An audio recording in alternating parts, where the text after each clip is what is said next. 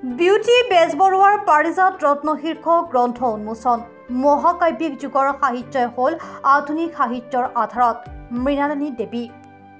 সদৌ অসম মইনা পাৰিজাতৰ মহাৰজত জয়ন্তীৰ লগত সংগতি ৰাখি 25 আগষ্টত গুৱাহাটী প্ৰেছ ক্লাবত কৃতি শিক্ষয়িত্ৰী বিউটি বেজবৰুৱাৰ পাৰিজাত ৰত্ন নামৰ এখনি জীৱনী গ্ৰন্থ উন্মোচন কৰা হয়। গ্ৰন্থখন উন্মোচন কৰে অসম সাহিত্য সভাৰ প্ৰাক্তন উপ সভানেত্ৰী মৃণালিনী দেৱীয়ে। অনুষ্ঠানত বিশিষ্ট শিক্ষাবিদ সমালোচক ডক্টৰ দয়ানন্দ পাঠক, সদৌ অসম মইনা পাৰিজাতৰ উপসভাপতি অভিজিত শৰ্মা বৰুৱা, বিশিষ্ট শিক্ষাবিদ তথা লেখক সাংবাদিক পৰেশ বৈশ্যই বিশিষ্ট অতিথি হিচাপে উপস্থিত থাকে।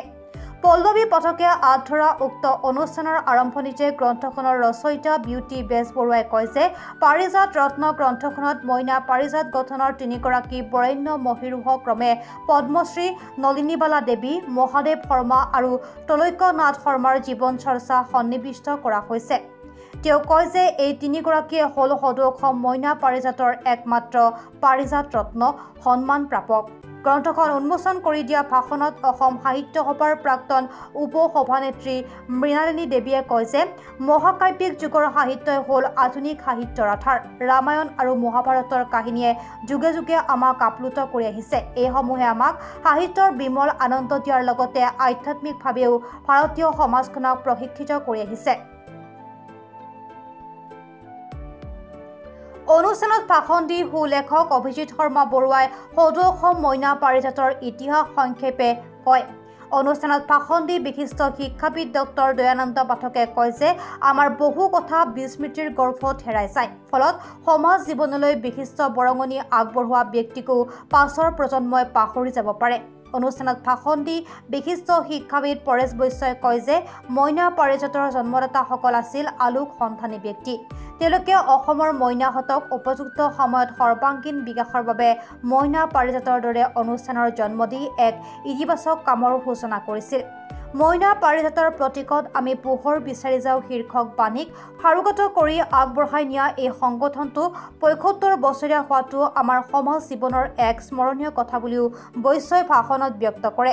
সামৰণিত শলাগৰ শৰাই আগবঢ়ায় বিউটি বেজবৰুৱাই। অনুষ্ঠানত প্ৰিয়াক্ষী কাশ্যপ, মৃদুলা শৰ্মা বেজবৰুৱা, বৰ্ণালী শৰ্মাই সংগীত পৰিৱেশন কৰি সকলোকে আপ্লুত কৰে। অনুষ্ঠানত সদৌ অসম মইনা পাৰিজাতৰ বহুতো অকণি আৰু কৰ্মকৰ্তা উপস্থিত থাকে।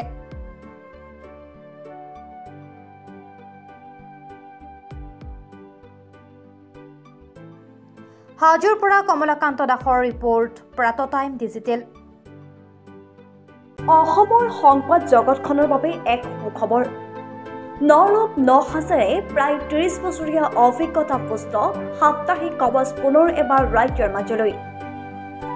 স্বত্বাধিকাৰী প্ৰণীতা কলিতাৰ দ্বাৰা প্ৰকাশিত আৰু অমৰজ্যোতি প্ৰিণ্টাৰ্ছ, গুৱাহাটী কমাৰ্চ কলেজৰ বিপৰীত ফালে মুদ্ৰিত। আমাৰ ঠিকনা মুখ্য কাৰ্যালয় অসম ফৰেষ্ট স্কুল, হৰি মন্দিৰ পথ, গুৱাহাটী আৰু অস্থায়ী কাৰ্যালয় কলিতা মাৰ্কেট, বিজয়নগৰ, কামৰূপ, অসম।